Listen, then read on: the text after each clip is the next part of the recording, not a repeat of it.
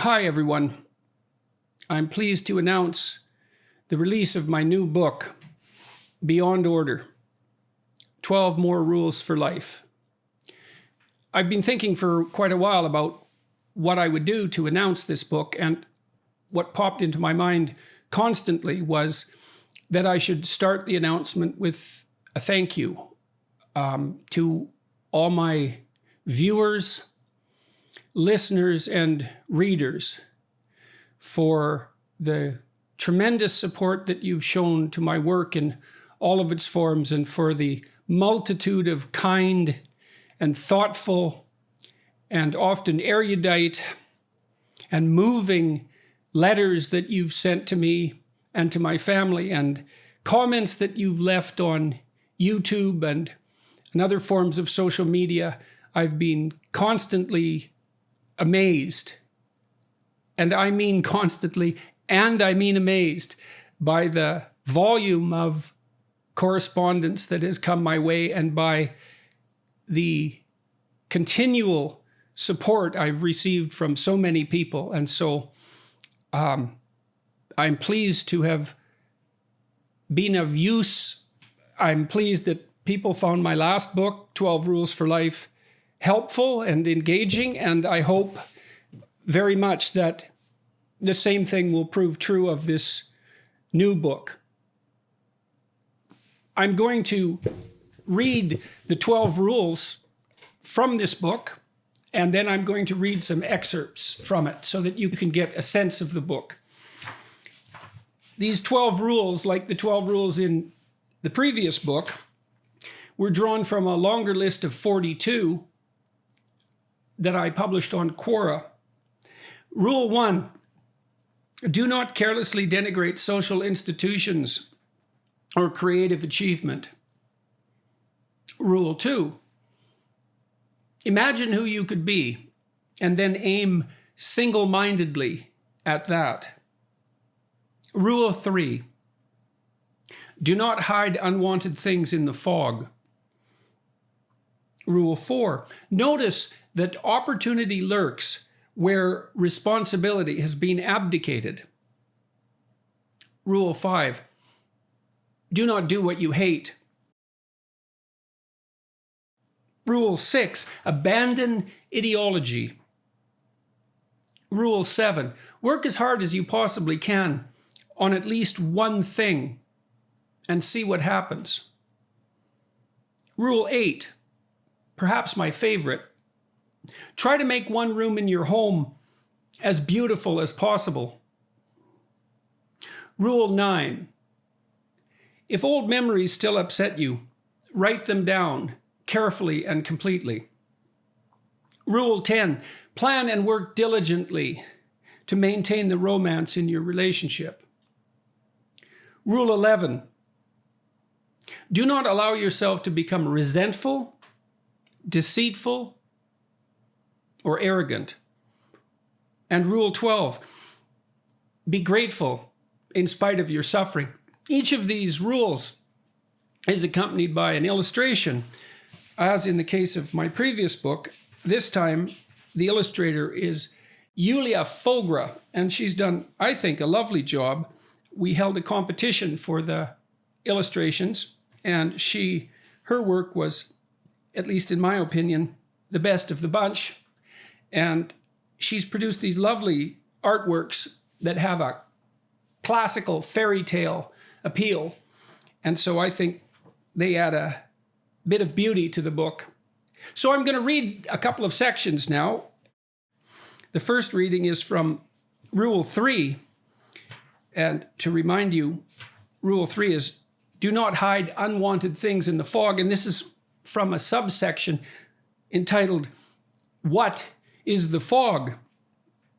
Imagine that you are afraid. You have reason to be. You're afraid of yourself. You're afraid of other people. You're afraid of the world. You are nostalgic for the innocence of the past, for the time before you learned the terrible things that shattered the trust characterizing your childhood. The knowledge you have gained of yourself, other people, in the world has embittered more than enlightened. You've been betrayed, hurt, and disappointed. You have become distrustful even of hope itself, as your hope has been repeatedly shattered. And that is the very definition of hopelessness. The last thing you want to know is more. Better to leave what is enshrouded in mystery. Better as well to avoid thinking too much or at all about what could be. When ignorance is bliss, after all, 'tis folly to be wise. Imagine more precisely that you are so afraid that you will not allow yourself even to know what you want. Knowing would simultaneously mean hoping, and your hopes have been dashed. You have your reasons for maintaining your ignorance. You're afraid, perhaps, that there is nothing worth wanting. You're afraid that if you specify what you want precisely, you will simultaneously discover, and all too clearly, what constitutes failure. You are afraid that failure is the most likely outcome. And finally, you are afraid that if you define failure and then fail, you will know beyond a shadow of a doubt that it was you that failed and that it was your fault. So you do not allow yourself to know what you want. You manage this by refusing to think it through. You are happy, satisfied, and engaged sometimes, and unhappy, frustrated, and nihilistic other times, but you will not inquire deeply into why, because then you would know. And then you would encounter yet again shattered hope and confirmed disappointment. You are also afraid, but for different reasons, to allow others to know what you want. First, if they were to find out just what you wanted, then they might tell you, and then you would know, even if you were fighting against gathering that very knowledge. Second, if they knew, they could then deny you what you truly wanted, even needed, and hurt you much more efficiently than they might if your deepest desires, and therefore your vulnerabilities, remained secret. The fog that hides is the refusal to notice, to attend to, emotions and motivational states as they arise, and the refusal to communicate them both to yourself and to the people who are close to you. A bad mood signifies something. A state of anxiety or sadness signifies something, and not likely something that will please you to discover. The most probable outcome of successfully articulating an emotion that has accrued without expression over time is tears, an admission of vulnerability and pain, which are also feelings that people do not like to allow, particularly when they are feeling distrustful and angry. Who wants to dig down into the depths of pain and grief and guilt until the tears emerge? And voluntary refusal to take notice of our emotional states is not the only impediment to dealing with them. If your wife or husband, or whomever else you are tangled up with unhappily at the moment, says something that comes too close to the painful truth, for example, then a sharp and insulting remark will often shut them up, and is therefore very likely to be offered. This is partly a test. Does the person being insulted care enough about you and your suffering to dig past a few obstacles and to unearth the bitter truth? It is also partly and more obviously defensive. If you can chase someone away from something you yourself do not want to discover, that makes your life easier in the present. Sadly, it is also very disappointing if that defense succeeds, and is typically accompanied by a sense of abandonment, loneliness, and self-betrayal. You must nonetheless still live among other people, and they with you, and you have desires, wants, needs, and however unstated and unclear, and you are still motivated to pursue them, not least because it is impossible to live without desire, want, and need. Your strategy under such conditions? Show your disappointment when someone close to you makes you unhappy. Allow yourself the luxury and pleasure of resentment when something does not go your way. Ensure that the person who has transgressed against you is frozen out by your disapproval. Force them to discover with as much difficulty as possible exactly what they have done to disappoint you. And finally, Let them grope around blindly in the fog that you have generated around yourself until they stumble into and injure themselves on the sharp hidden edges of your unrevealed preferences and dreams. And maybe these responses are tests too. Tests deeply associated with the lack of courage to trust. If you really loved me, you would brave the terrible landscape that I have arrayed around myself to discover the real me. And perhaps there is even something to such claims, implicit though they may be. A certain testing of commitment might have its utility. Everything does not have to be given away for free, but even a little unnecessary mystery goes a long way. And you must still live with yourself. In the short term, perhaps you are protected from the revelation of your insufficiency by your refusal to make yourself clear. Every ideal is a judge, after all. The judge who says, you are not manifesting your true potential. No ideals, no judge. But the price paid for that is purposelessness. This is a high price. No purpose, then no positive emotion, as most of what drives us forward with hope intact is the experience of approaching something we deeply need and want. And worse, when we are without purpose, chronic, overwhelming anxiety, as focused purpose constrains what is otherwise likely to be the intolerable chaos of unexploited possibility and too much choice. If you make what you want clear and commit yourself to its pursuit, you may fail. But if you do not make what you want clear, then you will certainly fail. You cannot hit a target that you refuse to see. You cannot hit a target if you do not take aim. And equally dangerously, in both cases, you will not accrue the advantage of aiming, but missing. You will not benefit from the learning that inevitably takes place when things do not go your way.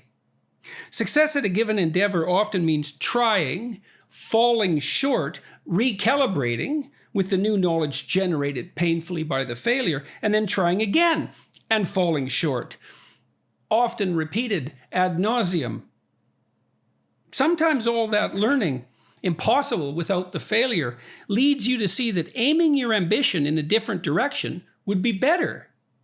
Not because it is easier, not because you have given up, not because you are avoiding, but because you have learned through the vicissitudes of your experience that what you seek is not to be found where you were looking, or is simply not attainable in the manner by which you chose to pursue it. So, what might you do? What should you do as an alternative to hiding things in the fog? Admit to your feelings. This is a very tricky matter, and it does not simply mean give in to them. First, noting, much less communicating, feelings of petty anger or pain due to lonesomeness or anxiety about something that might be trivial or jealousy that is likely unwarranted is embarrassing. The admission of such feelings is a revelation of ignorance, insufficiency, and vulnerability. Second, it is unsettling to allow for the possibility that your feelings, however overwhelming and convincing, might be misplaced and in your ignorance pointing you in the wrong direction. It is possible that you have misinterpreted the situation entirely, for reasons of which you remain fundamentally unconscious. It is for such reasons that trust is vital, but trust of the mature and tragic sort. A naive person trusts because he or she believes that people are essentially or even universally trustworthy. But any person who has truly lived has been or has betrayed. Someone with experience knows that people are capable of deception and willing to deceive. That knowledge brings with it an arguably justified pessimism about human nature, personal and otherwise, but it also opens the door to another kind of faith in humanity, one based on courage rather than naivete. I will trust you. I will extend my hand to you, despite the risk of betrayal, because it is possible, through trust, to bring out the best in you and perhaps in me. So I will accept substantial risk to open the door to cooperation and negotiation. And even if you do betray me in a not too unforgivable manner, assuming a certain degree, shall we say, of genuine apology and contrition on your part, I will continue to extend my hand. And part of the way I will do that is by telling you what I am feeling. A certain necessary humility must accompany such raw revelations. I should not say, at least not ideally, "You have been ignoring me lately." I should say, instead, "I feel isolated and lonely and hurt, and cannot help but feel that you have not been as attentive to me over the last few months as I would have liked, or that might have been best for us as a couple. But I'm unsure if I am just imagining all this because I'm upset, or if I am genuinely seeing what's going on." The latter statement gets the point across, but avoids the accusatory stance that so often serves as a first defense against a serious get-to-the-bottom-of-things conversation. And it's very possible that you are wrong about just what it is that is causing you to feel the way you do. If you are, you need to know it, because there's no point in propagating errors that are causing you and others pain and interfering with your future. Best to find out what is true, best to disperse the fog, and find out if the sharp objects you feared were lurking there are real or fantastical. And there is always the danger that some of them are real, but it is better to see them than to keep them occluded by the fog, because you can at least sometimes avoid the danger that you are willing to see. This is an excerpt from Rule 8. Try to make one room in your home as beautiful as possible. It's from a subsection entitled Memory and Vision. The pride of the peacock is the glory of God. The lust of the goat is the bounty of God. The wrath of the lion is the wisdom of God. The nakedness of woman is the work of God. Excessive sorrow laughs, excessive joy weeps. The roaring of lions, the howling of wolves, the raging of the stormy sea, and the destructive sword are portions of eternity, too great for the eye of man. William Blake, from Proverbs of Hell, the marriage of heaven and hell.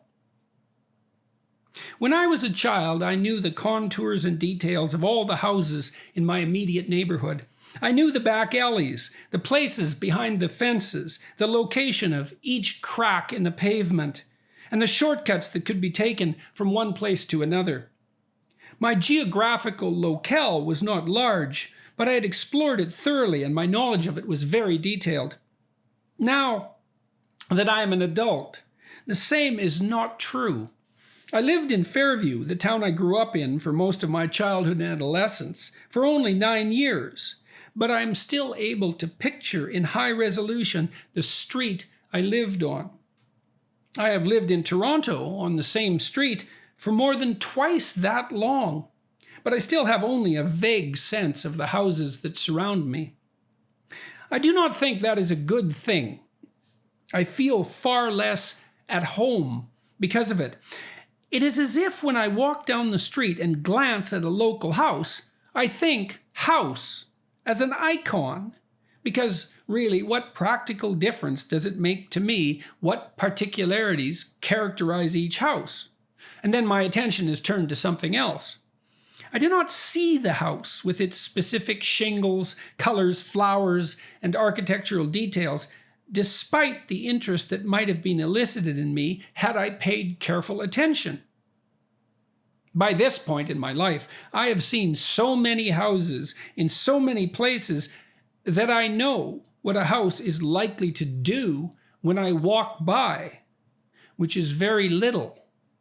Thus, I ignore the engaging idiosyncrasies and beauties of its details its unique character for better or worse, and see just enough to stay oriented as I walk past and continue to think and be elsewhere as I do so.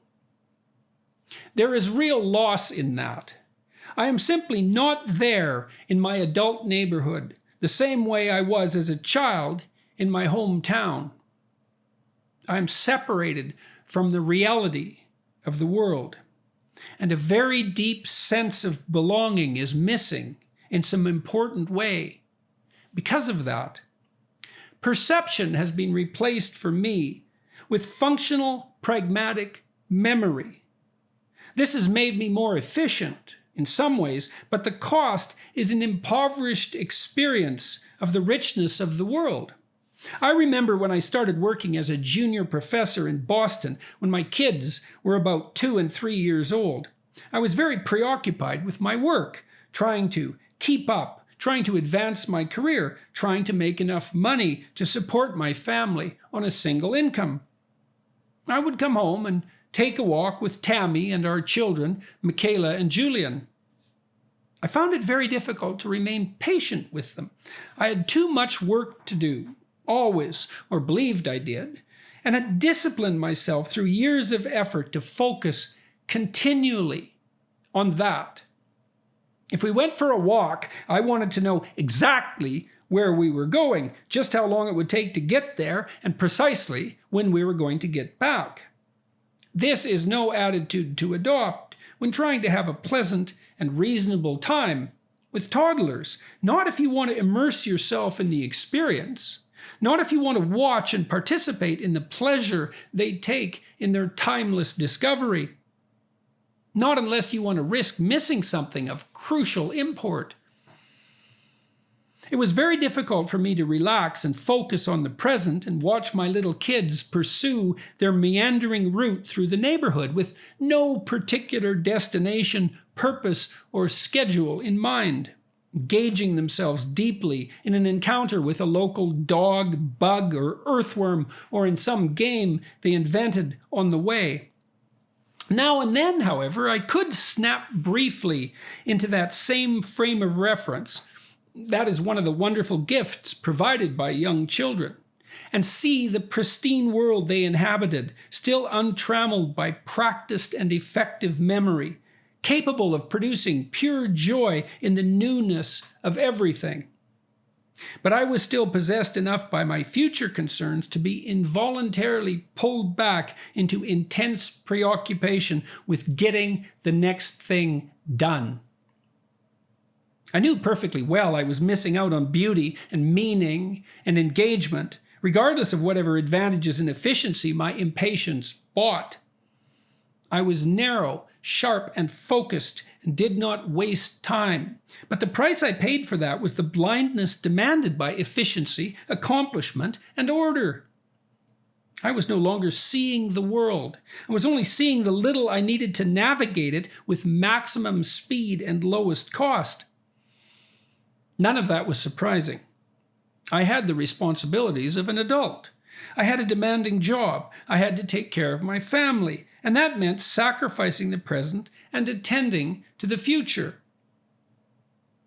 But having little children around and noticing their intense preoccupation with the present and their fascination with what was directly around them made me very conscious of the loss that accompanied maturity. Great poets are expressly aware of this, and they do what they can to remind the rest of us. There was a time when meadow, grove, and stream, the earth, and every common sight to me did seem apparelled in celestial light, the glory and the freshness of a dream. It is not now as it hath been of yore. Turn wheresoever I may, by night or day. The things which I have seen, I now can see no more. Ye blessed creatures, I have heard the call ye to each other make. I see the heavens laugh with you in your jubilee. My heart is at your festival. My head hath its coronal. The fullness of your bliss I feel. I feel it all. Oh, evil day, if I were sullen, while earth herself is adorning this sweet May morning, and the children are culling on every side, in 1,000 valleys far and wide, fresh flowers, while the sun shines warm, and the babe leaps up on his mother's arm. I hear, with joy I hear, but there's a tree of many, one, a single field which I have looked upon. Both of them speak of something that is gone. The pansy at my feet doth the same tale repeat. Whither is fled the visionary gleam? Where is it now? The glory and the dream. William Wordsworth, Ode, Intimations of Immortality, from Recollections of Early Childhood. Some, in fact, never lose the glorious vision of childhood. This is particularly true of artists, and indeed seems a vital part of what makes them artists. William Blake, the English painter, printmaker, and poet, appears to have been one such person. He inhabited a uniquely visionary world. Blake perceived something closer to what the philosopher Immanuel Kant termed the thing in itself than do most mortals, left as we are with the pale reflection of our surroundings that are increasingly restricted, mature perceptions deliver to us.